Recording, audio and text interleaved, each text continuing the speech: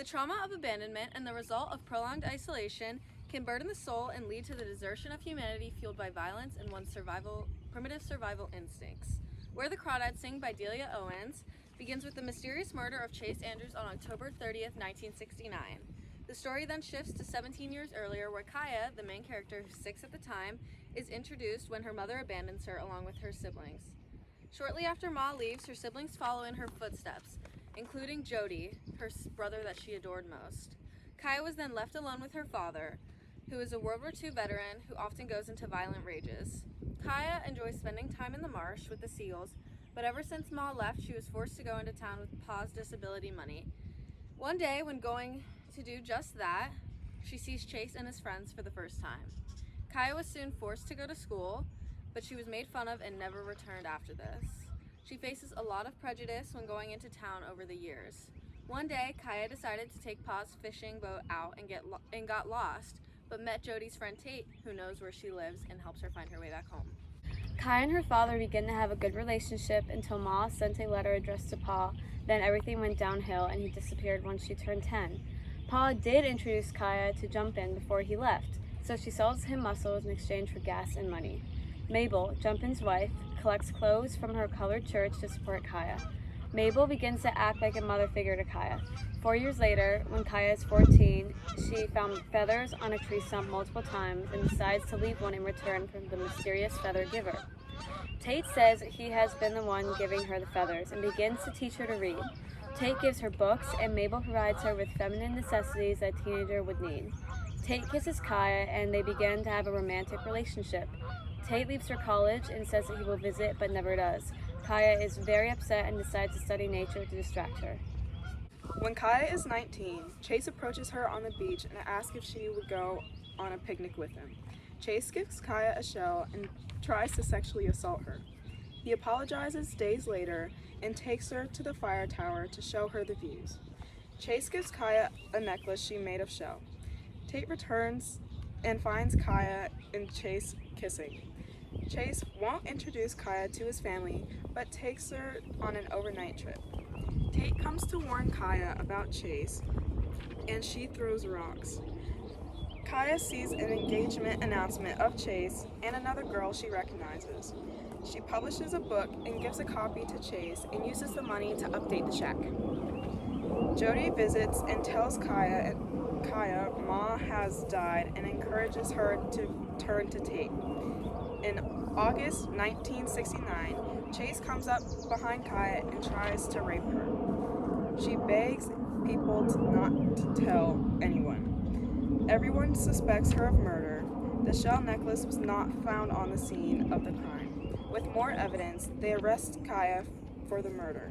She ended up being found not guilty. Tate's dad dies and he moves in with Kaya. Kaya writes more books. She dies of a heart attack at 64. Tate finds evidence that after she dies of Chase's murder but destroys it. In the literary criticism, the author states, the researcher is interested in conducting a study related to the milieu where Kaya grew up.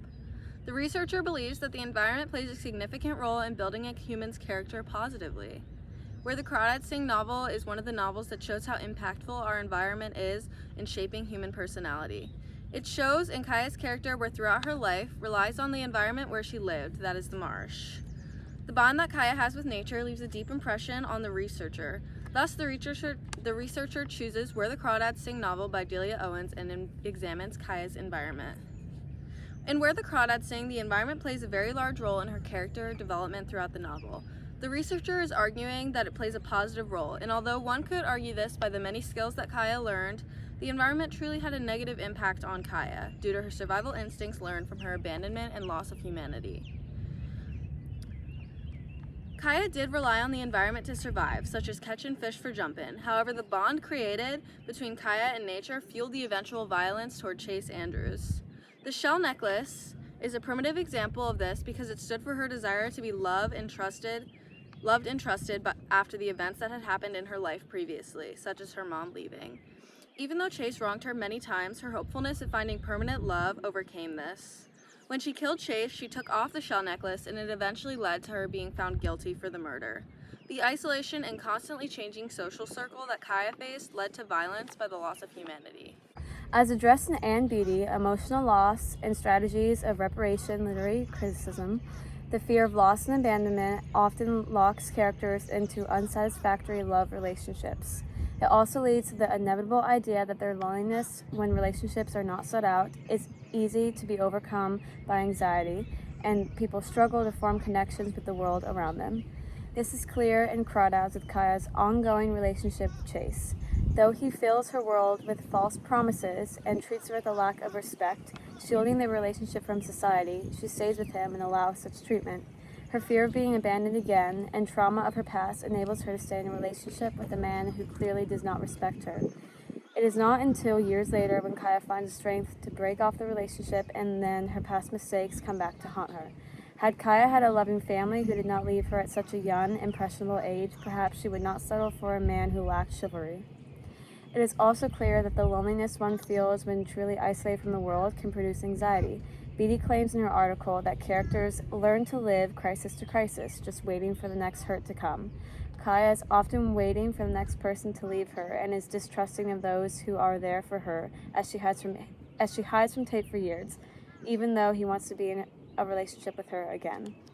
She finds solace in the remoteness of the marsh, standing as a symbol of safety and security. The marsh is a euphoria Kaya uses to hide from the world. She truly is happiest where the crawdads sing, and the harmony with nature becomes only family she knows as her primitive instincts take over and she learns to live as one of the animals in the marsh. The feathers in Where the Crawdad Sings represents friendship. That's how Tate and Kaya began their interactions. After that initial time, when she had needed his help, Tate had found the best way to reach out to her. He knew that she was fascinated with the wildlife around them, and saw feathers as a treasure. The feather's representation of friendship between Kaya and Tate soon diminished with the feather no longer appearing at the stump. Tate had left her just like her family when she was younger. This act of abandonment of Tate led Kaya into a depressive state that burdened her soul, ultimately evoking her primitive survival instincts and contained violence from this irreparable loss. As seen in Beatty's emotional loss and strategies of reparation, literary criticism written by Leo Schneiderman, Beatty's A Vintage Thunderbird illustrates how the theme of irreparable loss is the damage done to assorted love relationships by misunderstandings, indecisiveness, and self-centeredness. Schneiderman, page 61.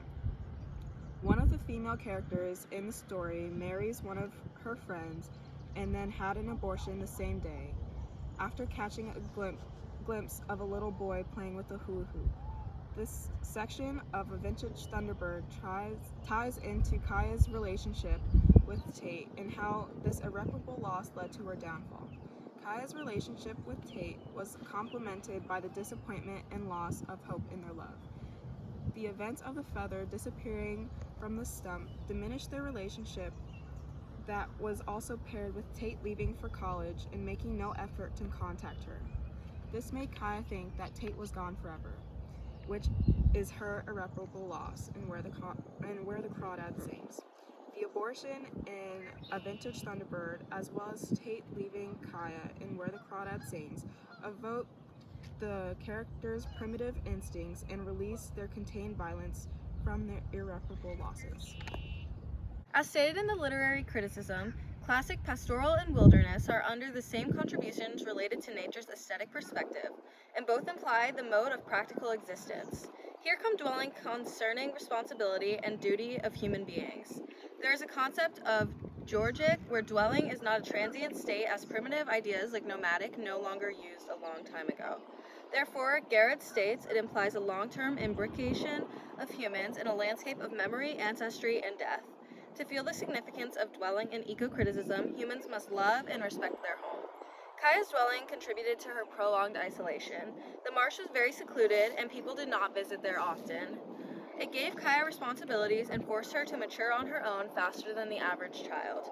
Memory, ancestry, and death were all present in Kaya's residence, with many memories associated with the reading cabin, porch bed, kitchen, etc.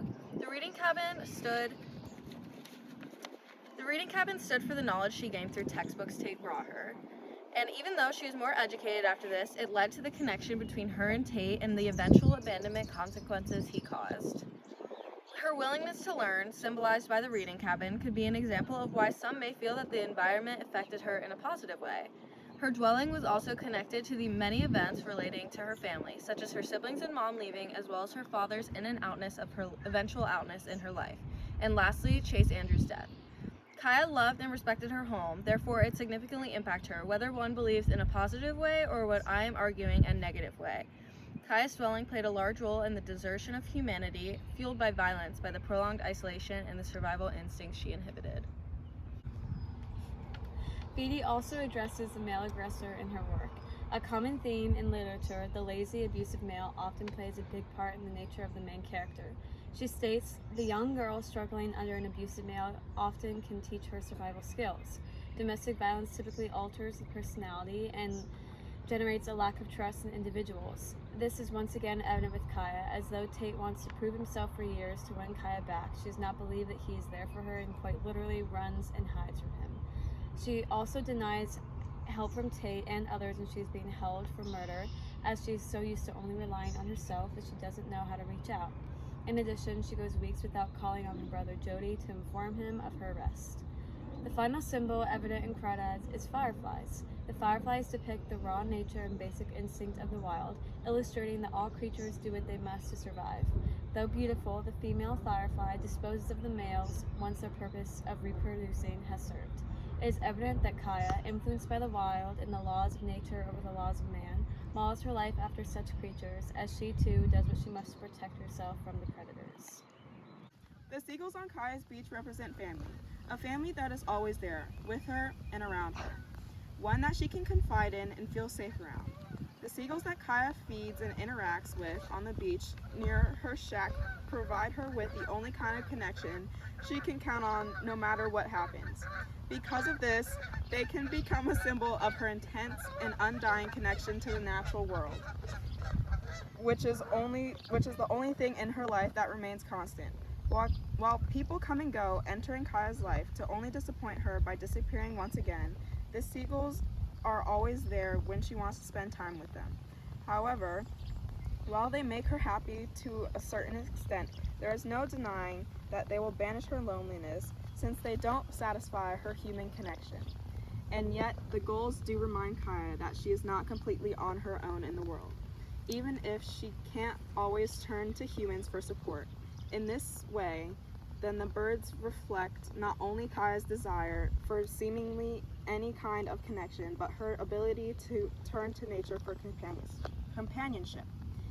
Leo Schneiderman also stated in a literary criticism about Beatty's work that all of her characters suffer in this representative story from abandonment, depression, being left behind. Beatty's characters are at the mercy of their depression and accept their rejection or abandonment as a fact of life. Schneiderman, page 61-62. The characters in Beatty's story embodies how Kaya acts with the seagulls on her beach, longing for someone to talk to and have someone they can count on to be there. When Kaya's family abandoned her, as well as Tate, she longed for someone to interact with and confide in. Throughout the entirety of the book, Kaya seeks for a connection with a person she can trust, whether this is jumping or talking to the seagulls on the beach. Her loneliness doesn't dissipate her longing for human connection, thus adding to the trauma of abandonment from her family and friends, and the result of prolonged isolation burdens Kaya's soul and led her to the desertion of humanity, channeling her internal violence. Where the Crawdads Sing is a coming-of-age novel and a great tribute to nature. We all truly enjoyed the book and loved the mystery and themes embedded in the story. The theme of abandonment and symbols of love and loneliness. With millions of copies sold, it has taken the world by a storm. Additionally, there is a movie coming out this summer. Jumping from different time periods, this book does a great job of revealing the truth and themes in a gradual sense. Mother Nature has really become Kaya's caretaker in a deep and lonely marsh along in the North Carolina coast, where Kaya not only hides but blossoms into a primal independent being. These further aid the coming of age as her beauty and grace aid her strength within. We love the book. Crawdads! Crawdads for the win!